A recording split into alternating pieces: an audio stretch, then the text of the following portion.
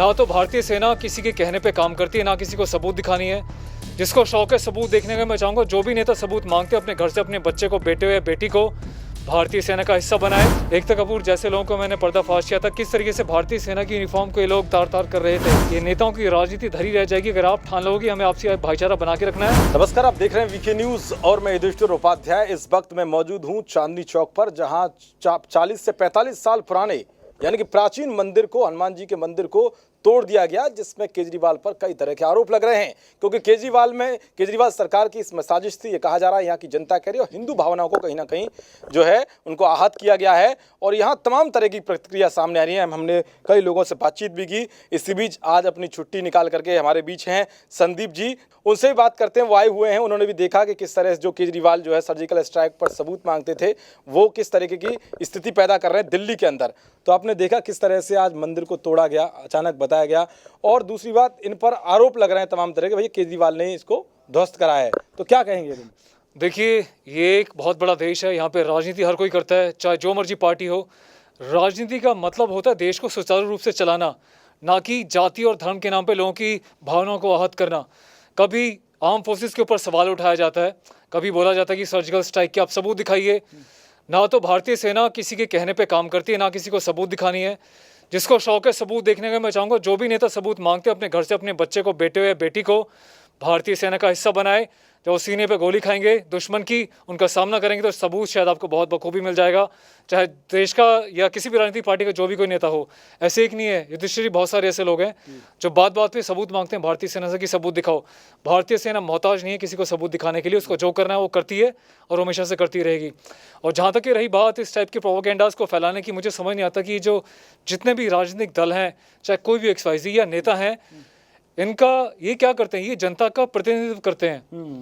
जनता जो कह रही है उसको सुनना चाहिए, पर दोहरी राजनीति करना, एक सेकुलरिज्म एक वर्ड है, एक्चुअल में जो है आप जानते होंगे कि भारतीय सेना में जो है एक सर्वधर्म स्थल होता है जहाँ पे हिंदू, मुस्लिम, सिख, ईसाई हमेशा एक ही छत के नीचे पाठ पूजा करते हैं। आपसी प्यार, आपसी भाईचारा वहीं से बढ़ता है।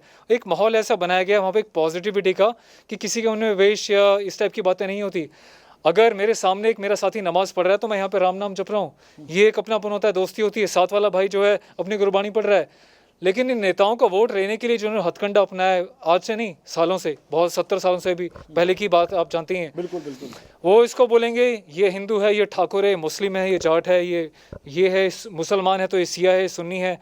मैं ये कहना चाहता हूँ मैं देश के नौजवानों से, नागरिकों से, कि आप इन नेताओं की बातों में ना आए। ये नेता कुछ नहीं है, आप हैं तो ये नेता हैं। ये नेताओं की राजनीति धरी रह जाएगी अगर आप ठान लोगे हमें आपसी भाईचारा बना के रखना है और हमेशा से एक दूसरे के धर्म का सम्मान करना है। चाहे वो मंदिर हो, मस्जिद हो, गुरुद्वारा हो, ये क्यों नहीं बताते नेता लोग कि जाके एक दूसरे का सम्मान करो। ये क्यों बोलते हैं कि तुम हमारे खेमे के हो?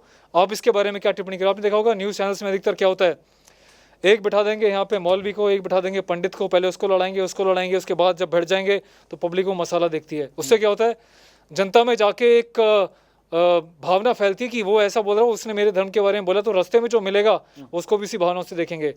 तो एक तो आपके जैसे मीडिया वाले लोग कम हैं जो सच्चाई दिखाते हैं। बाकी लोगों ने आजकल धंधा बना लिया है कि बस लड़ाई कराना, मसाला डालना। तो मसाला और लड़ाई इन सब चीज़ों को ना देखें, ये सोचें कि क्या सही क्या गलत है। आप भी पढ़े लिखे हैं, शिक्षित हैं, देश का संविधान क्या कहता है, हमारी क्या मौलिक अधिकार है, हमारी क्या भावनाएं, उन सब चीज़ों को समझना बहुत ज़रूरी है। और मैं एक संदेश कहना चाहता हूँ बॉलीवुड वालों के लिए। बॉलीवुड ने, जैसा आप जानते हैं कि मैंने एक बड़े स्तर पे आवाज़ उठाई थी, एकता कपूर जैसे लोगों को मैंने पर्दाफाश किया था किस तरीके से भारतीय सेना की यूनिफॉर्म को ये लोग तार तार कर रहे थे। उस टाइम पे ना तो कोई नेता बोला, ना अभिनेता बोला। इसी बात का दुख रहता है, मलाल रहता है कि भारतीय सेना देश के लिए गोली खाती है सरहद पे, लेकिन इस देश से ये जो बड़े बड़े लीडर्स हैं जो कि सिटीजन्स को रिप्रेजेंट करते हैं, ये ऐसे मुद्दों में कहीं नहीं बोलते। कहीं ना कहीं ये जितने भी पॉलिटिशियंस हैं या जितने भी एक्टर्स हैं, इनके पास एक मास गैदरिंग होती है। ये कहने के मुझे लगता है कि वोट का फ़ायदा उठाते हैं इन लोगों से। जब देश की जवानों की बात आती है चुप्पी लगा देते हैं, जब दंगे भड़काने की बात आती है तो सारे अपने बिलों से बाहर निकल के आते हैं जाति और धर्म देख के। इस चीज़ पर लगाम लगानी चाहिए। और जितने भी लोग आर्म फोर्सेस के ऊपर घटिया मूवीज़ बना रहे हैं, कुछ कर रहे हैं, तो मैं चाहता हूँ देश का हर एक नागरिक जिम्मेदार बने, ऐसे लोगों को बाइकआउट करे और ऐसे लोगों को रिपोर्ट भी करे। जितने भी बुद्धिजीवी हैं, पत्रकार हैं या फिर जो एडवोकेट्स हैं, वो इतनी पढ़ाई करके आप लोग बैठे हो, वकील लोग, आप देश के हित में भी कभी कुछ करो। ये लोग नोटिफिकेशन जारी हुआ था कि कोई भी OTP प्लेटफॉर्म पे या बॉलीवुड में कोई मूवी बनाएगा जिसमें आर्मी की यूनिफॉर्म को दिखाया जाएगा तो पहले आप मिनिस्ट्री ऑफ डिफेंस से आपको अप्रूवल लेनी पड़ेगी। लेकिन उसके बाद क्या हुआ, उसके बाद अभी अनिल कपूर के एयरफोर्स ने खुद ट्विटर पे आपने देखा होगा कि टिप्पणी करी थी कि इससे हम बिल्कुल आहत हैं। उससे पहले एक करण जौहर है, उसने ऐसा किया। एकता कपूर तो जानती है, उसको तो गंदी चीज़ों के अलावा कुछ दिखाना आता नहीं, जो परिवार में चल रहा है वो जनता को दिखा रही होती है। तो देश अभी तक बहुत हद तक बाइकआउट कर चुका है और मैं चाहूँ कि यूथ अपना दिमाग लड़ाए, शिक्षा जो प्राप्त कर रहा है किताबी पढ़ाई नहीं है, समाज के बारे में भी सोचे, एक दूसरे के बारे में सोचे, तभी देश का एक उच्च निर्माण हो पाएगा। धन्यवाद युधिष्ठिर जी। बिल्कुल, बहुत बहुत धन्यवाद। ये मैं आपको बता दूं कि एकता कपूर ने जो वेब सीरीज बनाई थी, उन्होंने उसके खिलाफ आवाज़ उठाई थी और जिस तरह से अश्लीलता परोसी गई उसमें सेना के खिलाफ, तो वो उस पर इन्होंने ही आवाज़ उठाई थी। और आपने देखा भी होगा, ये संदीप जी हैं, लेफ्टिनेंट हैं।